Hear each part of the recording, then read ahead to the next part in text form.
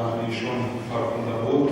میگویم سونیان قدم مبارکی یار و دوستان میهمانان عزتمند را به این بارگاه مقدس دانشگاه دولتی پوراب خیرمقدم میگویم. واقعا حضور مبارکی چهره‌های منور و سرشناس جمهوری است. شروع از نویسنده خلقی تاجیکستان، برنده جایزه دولتی تاجیکستان به نام ابوعبدالله رفیق استاد عبدالحمید صمد، شاعر خلقی تاجیکستان حقنظر بویی بیش از 60 سال است که در عرصه شعر خانه توانای خویش را جوان داده خود را در این تلاشگاه چون چهره خاصه ادبیات ملی به خلق وطن معرفی می‌نماید. او از ادیبان نسل چهارم ادبیات معاصر تاجیک بوده، با سبک خاص ایجابی در تاجیکستان و بیرون از آن معلوم و مشهور است. استاد حقنظر بویی هفتم январи соли 1943 дар деҳаи офтобдиҳои пуроб дар оилаи деҳқон чашм ба олами ҳастӣ шудааст. соли 1957 баъди хатми мактаби 7 сола ба омӯзишгоҳи педагогии шаҳри пуроб дохил шуда, он соли 1961 бо муваффақият ба инҳом расонида. муаллими ҷавон баъди такмил додани дониш соли 1962 ба шӯъбаи гузории факултаи филологияи тоҷики донишкадаи давлатии омӯзгории пуроб дохил шуданд. ҳақназар бӯӣ соли 1966 баъди хатми донишкада тамоми фаъолияти меҳнатии эҷодиашро ба пешрафт ва рушду нуҳуди матбуоту адабиёти тоҷик бахшиданд. соли 1974 дар давоми кунбу ҳаракати худ дар вазифаҳои гуногун ҳамчун муроҳбар фаъолият намуда, аввалин таъсисдиҳандагони кумитаи иттифоқ касбаи кормардони маданият, кумитаи телевизион ва радиои вилояти пуроб, котиби масъули бахши пуробии иттифоқи нависандагони тоҷикистон, сармуҳаррири рӯзномаи фатҳони собиқ вилояти пуроб, сармуҳаррири рӯзномаи навиди пуроб ва ҳамзамон аз соли 2002 роҳбари бахши иттифоқи нависандагони тоҷикистон дар минтақаи пуроб буданд. фаъолияти استاد حقنظر بویی همچنین در مسائل گوناگونی پوسته‌های اخباری عامه پرثمر می‌باشد. شاعر در نزد روزنامه‌های موارد آمده مدنیت، راه علمی، حقیقت پوراب، افغان، نوید پوراب، محفل‌های ادبی تشکیل کرده.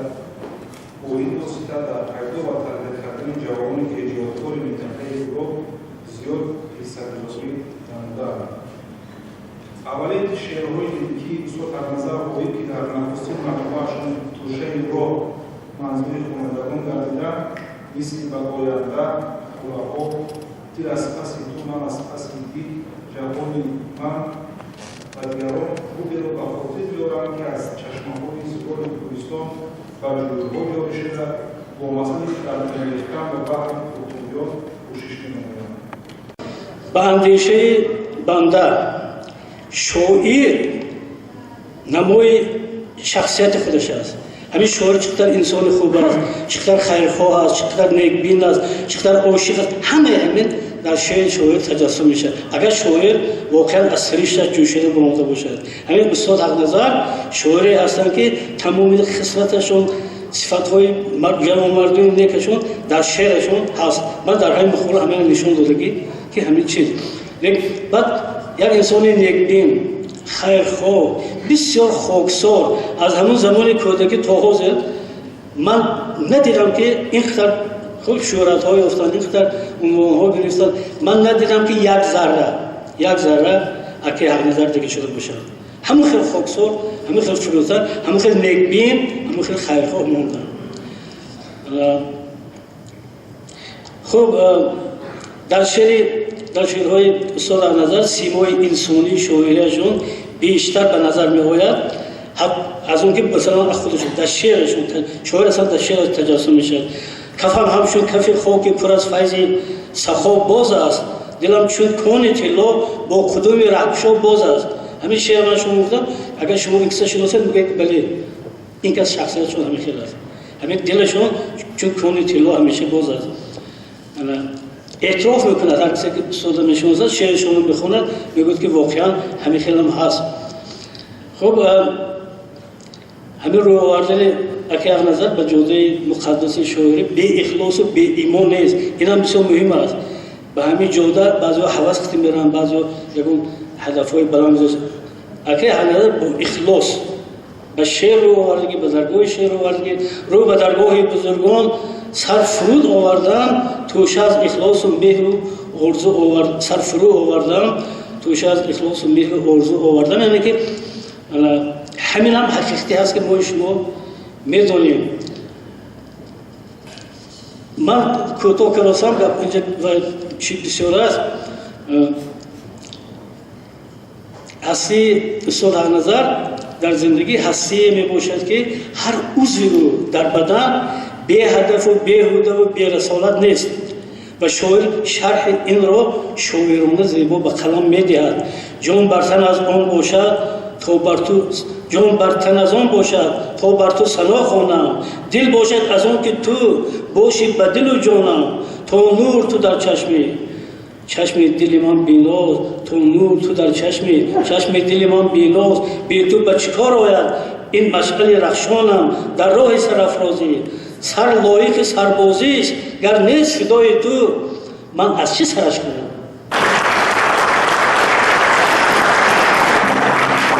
مهرم آوردم شد در روی ورق ریخت از نوگ قلم نور شفق جاویدان شد با تو حرفی دفترم مادرم جان مادرم جان مادرم خیلی عشق باشد کوه من صحرای من در فضای عشق باشد روح من دنیای من یک نفس با عشق باشد هستی زیبای من ماه من خورشید من روزی من و شبهای من حصه از وقت باشد جوش و اسیان دلم در کنار عشق باشد ساحل و دریای من نجوی تنها گرد را سرد است نورش در زمین گرمی تن جفتی دل دارد سر و صحرای من طلبم زیاومین است که همی جهان نبینی ره کلفت ندانی دل خون چکان نبینی خطری بر روزگاران ضرری به جان نبینی و جمال نوبهارت نفسی خزان نبینی تو عروس سبز پوشی بری گلشن دل من که زی تو بهشت دارد تن و جان و منزل من طلبم که در عروسی رخ ناکسان نبینی و جمال نوبهارت نفس خزان نبینی. تاجیک سرشتی تو همان نام بوده است هنر دست تو نقش ارژن بوده است سختی این محیط تنگ نشکست سرت تاجیک مگر سر تو از سنگ بوده است تاجیک همون نام من ز میهن شنوه از شرقه شمشیر تهمتن شنوه از کله مناره کم نشد کله من آوازی مرا ز سعدی من شنوه.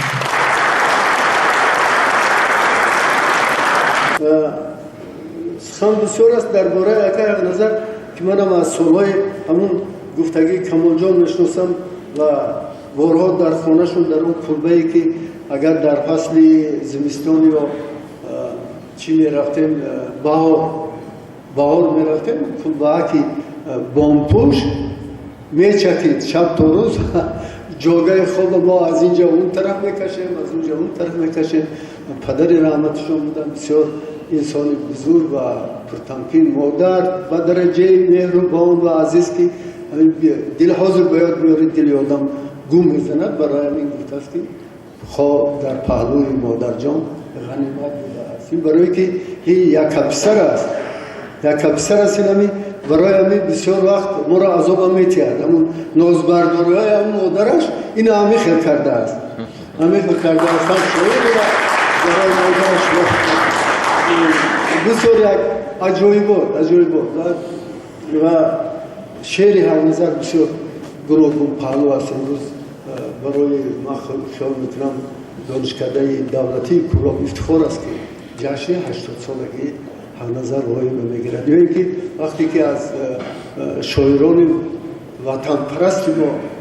وطن پرست ما سخن میرود در اون منبرهای جمهوری، همون از شعر اشو سفر، از شعر استاد سعید جان حکیم زاده، از شعر دیگر شاعران ما در اونجا مثال میبرند. این خدمت همین دانشکده است، استادان همینجا است، معرفت از همینجا گرفتن.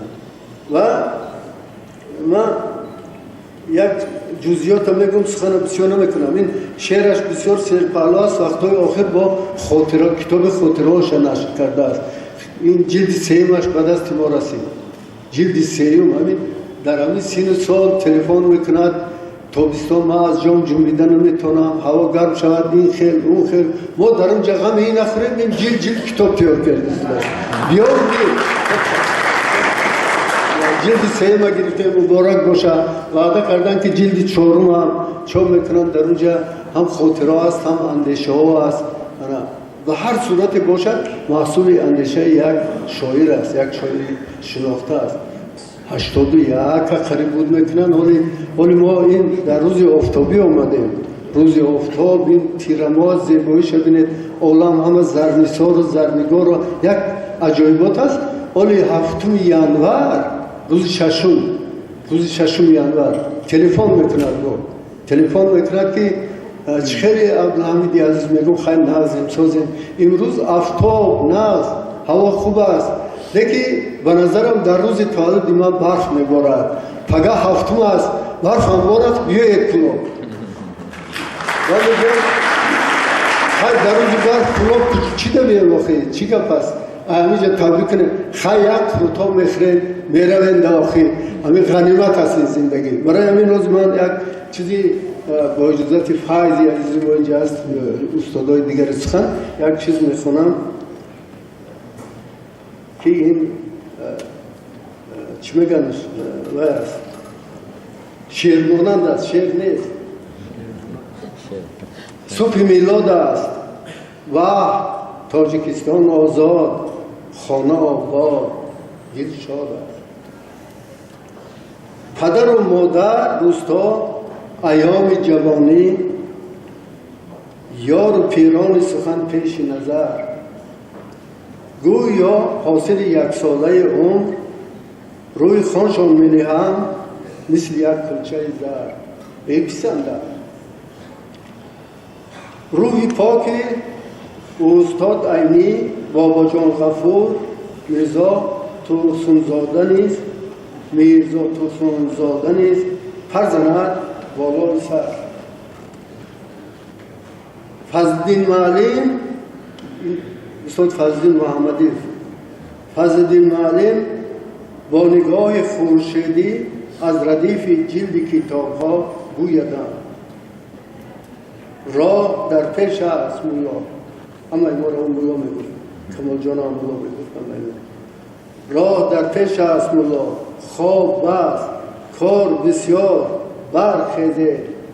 برخیزه زودتر صبح میلاد است، مبارک باشد. و همه شما موفقیت میخواهم، آرزو میکنم که همیشه در کار، در زندگیتون، در تحصیلتون پیش از همه پیش همه صحت سلامت باشید و موفق باشید. شاد سربلند باشید. این سوامدوستی و مهمان نوازی استاد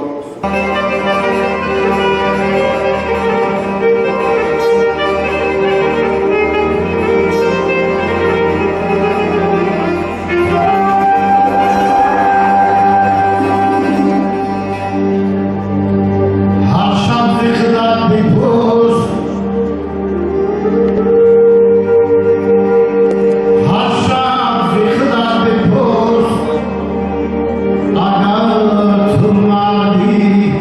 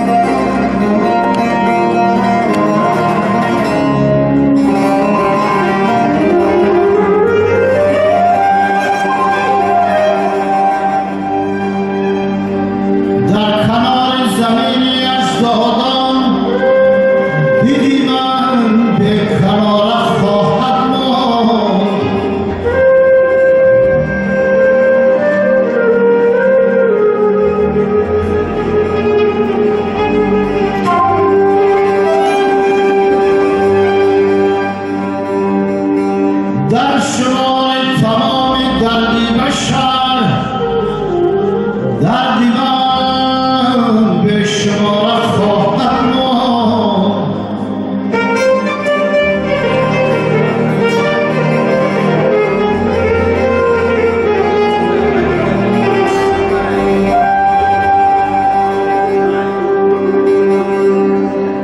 از کسی خسی نمیماند، از من امری دوباره خواهد ماند.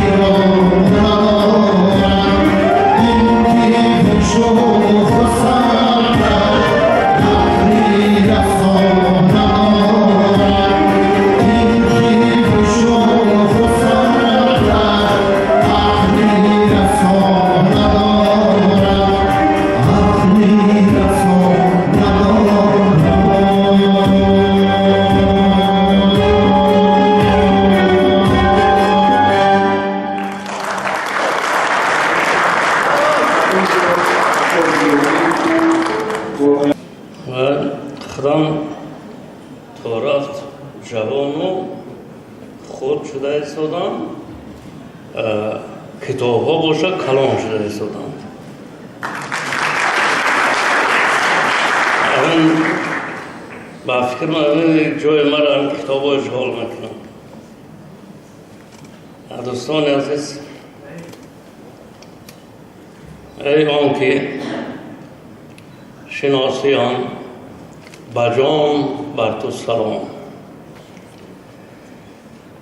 فهم تو مرا به یک بیان بر تو سلام.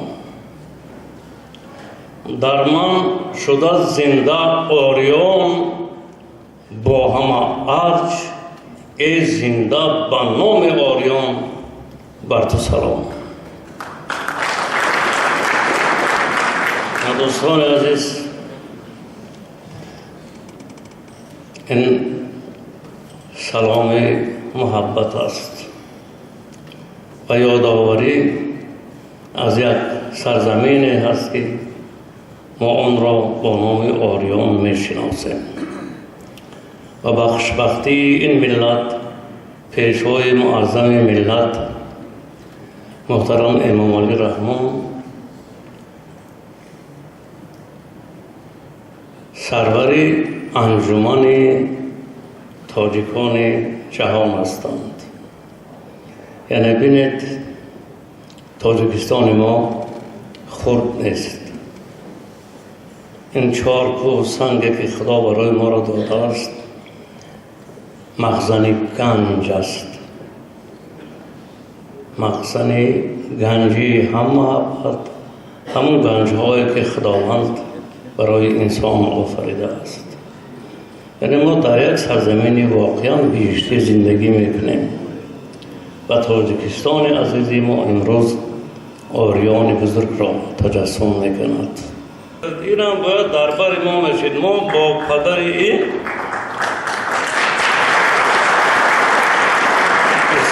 استاد اشور سفر همیشه در منبر پهلوی دیگر می نشستیم. از شاعرای بسیار امیدبخش و ندار ما هستند. مکافات استاد ترسنزاده را گرفتند. نخست برنده این مکافات ولی من هستم. نخستم نه ولی اگر دوام دارد، انشاءالله دوام دارد ولی باب میگیرند. قابلیت های ارزنده هستند. دوستان عزیز، من آرزو دارم که این برادر عزیز ما همون عنعنه بزرگی که ما از استاد والیزاده و استاد اشور سفر و استاد حکیم زاده گرفتیم، این باز هم بلندتر برای سلامت باشه میشه. برای یادآوری 4 مصر هم گفتم. 100 فصل خشاشیانی هر سال شما، 100 سال شکفته باد اعمال شما، هر روز این روز شما خوشتر باد، هر دم بخشی نو رسد حال شما. و این کتاب ها رو که 3 قسم از تاجیک و تاجی افتاد، این قسم 3 مش است. با قسم 4 مش است هم هست. در اون شعرهای همین چیزی که حاضر کمانجان یک پرچه خوندن.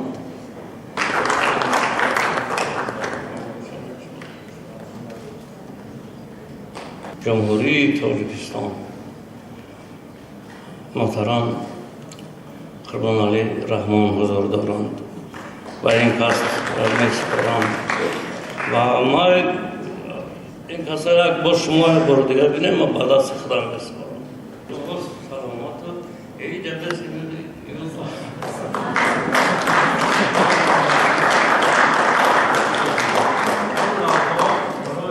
و امروز شعرهای عبدالقادر عزیز ما در همه جمهوری در بین اهل شعر و شعر دوستا معلوم مشهور است و در همین سب این کس واقعا استادی کامل شدن، باز استادتر میشن. من در حضور شما برادر عزیز من تبریک میگویم و تاجیک و تاج آفتابم.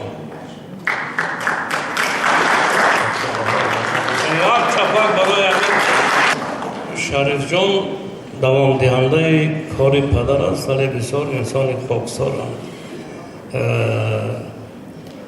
تا آنجایی که امکان دارند امکانیت های نو بسیار وسیع دارند، ولی ببینید که حتی امکانات های خود را استفاده نبردند. دولتمند خال شان و شرفی تاجیکستان عزیزی ما هستند، سلامت باشند. اونا باید در پیش می‌نشینم در قفاتر شدرسان و ندیدم سورابشا و مزراب سیاف دوست عزیز ما باید همه کتاب تاجیک و تاج آفتاب قسم سیم دیگه همه جمع شما را توفه میکنم یک سرگردان میکن.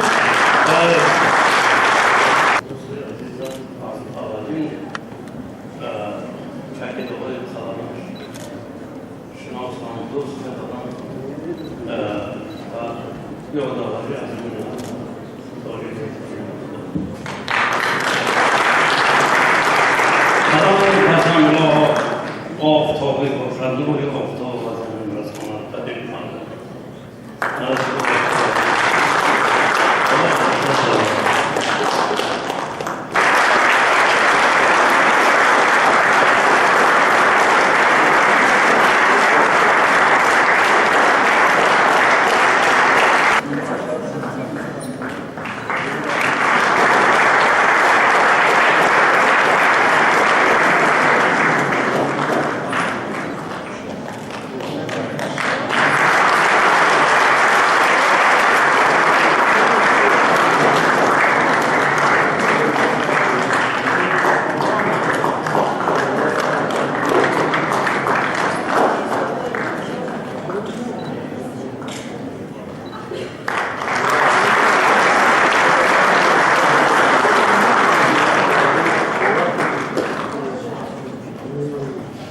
وقتی در زادروز افتاد رئیس ولایت کتمان محترم دولتعلی سید رئیس شهر بلوچ محترم نظرزاده بختیار و اهل رهبریت و تبریک استاد رفتند و همان وقت علاقه رسما نباشد و طور کاملا سال 2023 سال استاد در نظر غایب اعلام شد و این نکته کمیونیکاسیونی نیست. هر روز باید روز شاعر باشد در دایره سیاست سازنده و فرهنگ‌پرورانه پیشوای معظم ملت محترم امامعلی رحمان.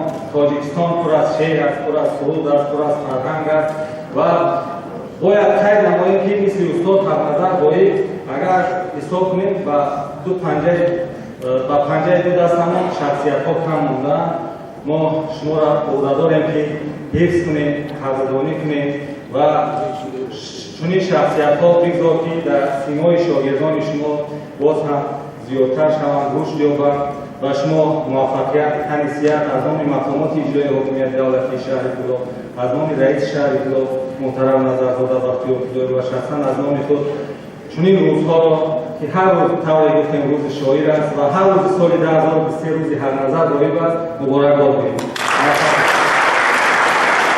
همدل و قوم همزبان یک بشوید، با نام بزرگی کیان یک بشوید، با مهر کوروش‌ها به هم دل بدهید، با ذکر خدای مهربان یک بشوید.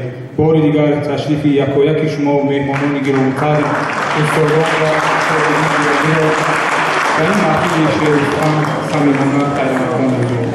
نوری دیده تاریخ خوش آمدید.